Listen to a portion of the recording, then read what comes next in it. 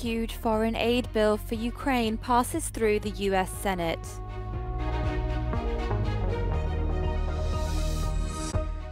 Italy's Senate passes an amendment allowing anti-abortion groups access to women considering the procedure in public clinics. The assistant of far-right MEP Maximilian Krah is arrested on suspicion of spying for China.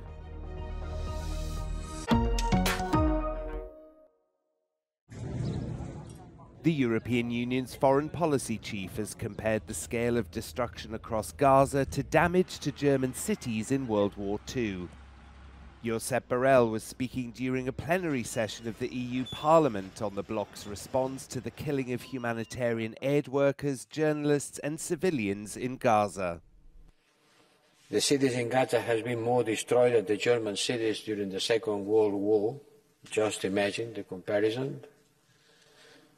A recent interim damage assessment by the World Bank and by the United Nations, which has been supported financially by the European Union, assessed the direct damage of about 90 billion. Meanwhile, the head of UNRWA said attacks on the Palestinian Support Agency were intended to strip Palestinians of their refugee status.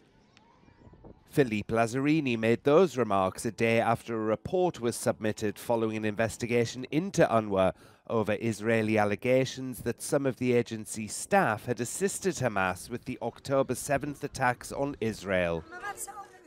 Those claims prompted at least 15 countries to suspend funding.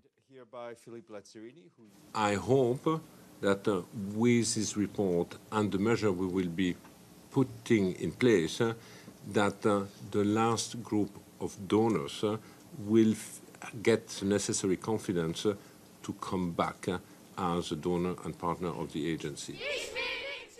And German President Frank-Walter Steinmeier's second day of a three-day visit to Turkey was marked by more pro-Palestine protests to denounce Berlin's military support for Israel.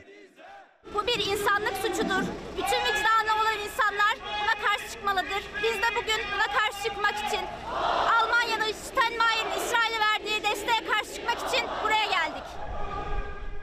Human rights lawyers said earlier this month that they had filed an urgent appeal against the German government to stop it exporting weapons to Israel.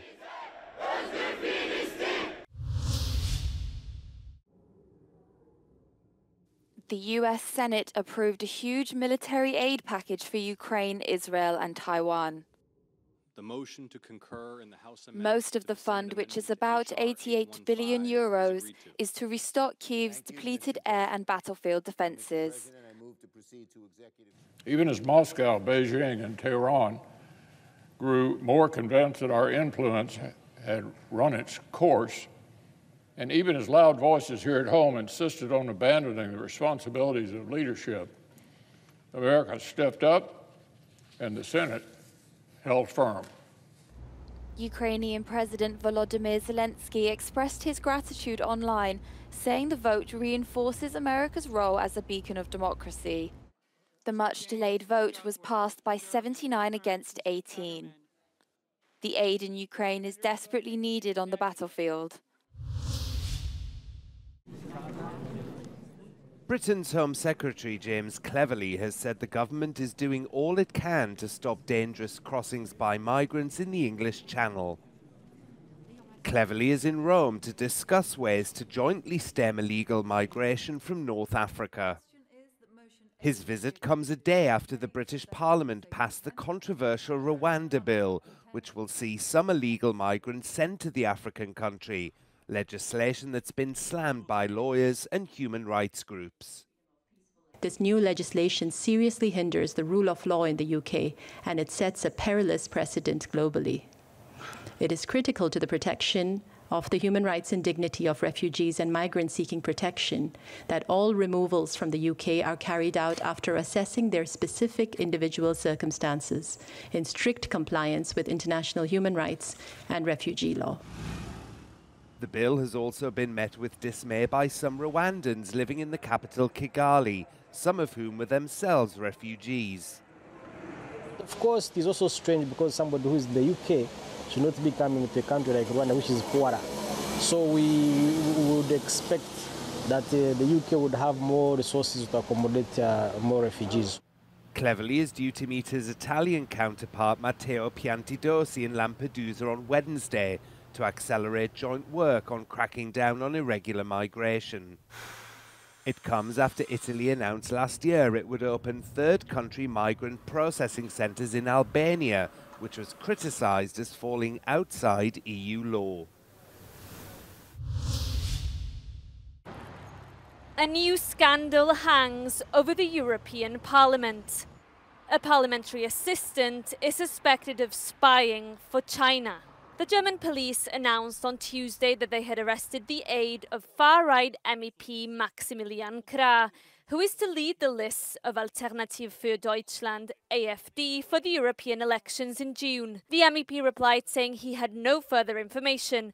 Spying for a foreign state is a serious accusation, he said, adding that if these allegations are proven to be true, his assistant, Mr. Guo, would immediately stop working for him. But his words did not convince anyone in the chamber. I don't think that MEP who has an assistant working for him several years is not linked to somehow to China or other regimes. I don't think that it's completely disconnected from the work of the MEP. So I think there has to be a serious investigation into these claims. The assistant is an employee of the Chinese Secret Service, according to German investigators. The spokesman for the Chinese Foreign Ministry responded, saying that recent reports in Europe about Chinese spying are just window dressing with the aim of denigrating and suppressing China. For the Greens, this is one scandal too many. This actually comes just a couple of weeks after revelations by the Czech Secret Service that there have been payments to a number of extreme right politicians from the Kremlin, from Putin, but European democracy cannot be for sale. So these allegations have to be investigated, but also we in the Parliament have to draw the proper conclusions so that European democracy, even through the extreme right, is not for sale. Belgium has recently opened an investigation into MEPs suspected of accepting money to relay the Kremlin's propaganda. This plenary session was meant to celebrate the curtain fall of the mandate, but instead it's been tainted by mounting allegations of foreign interference at the heart of this parliament. MEPs will vote later this week on an ethics body designed to stamp out undue influence. But ongoing investigations into Chinese and also Russian interference have overshadowed those plans, less than 2 months before EU voters head to the polls. Maret Gwyn-Jones for Euronews in Strasbourg. Italy's Senate has passed an amendment which allows anti-abortion groups access to women considering the procedure in public clinics. The government says the amendment fulfills the original intent of the 1978 law legalizing abortion, which includes provisions to prevent the procedure. Opponents have questioned the wisdom of allowing medically unqualified groups access to clinics.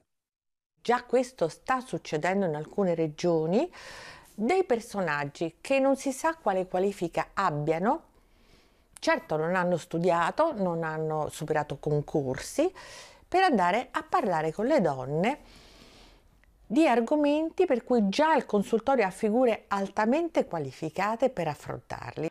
Prime Minister Giorgia Meloni has dismissed opposition to the bill, saying that allowing those with a pro-life message into abortion clinics was only intended to fully inform women. Io penso che noi dobbiamo garantire una scelta libera.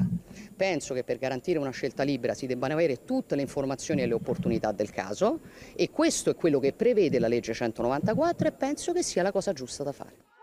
Under Italian law, a woman is permitted to have an abortion on request in the first 12 weeks of pregnancy or later if her health or life is endangered.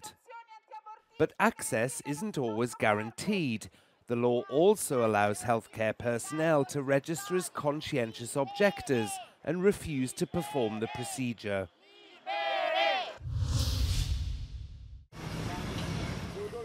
A new UN report says the world wasted around 19% of the food produced globally in 2022. That's more than 1 billion metric tons. The UN Environment Programme's Food Waste Index report says 60% of food waste came from households. The UN says tackling waste is a priority as globally around 811 million people go hungry because of a lack of food.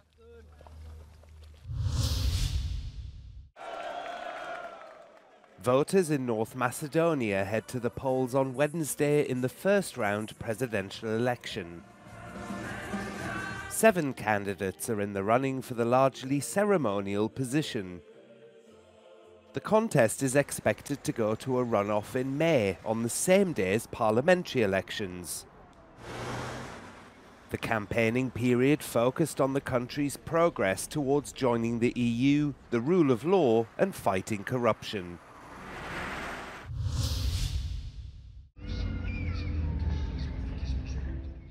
The skies over southern Greece turned orange on Tuesday as dust clouds blew in from North Africa. Strong southerly winds carried the dust from the Sahara Desert, making the capital Athens look like a Martian landscape. The dust is expected to clear on Wednesday as winds shift and the temperature drops.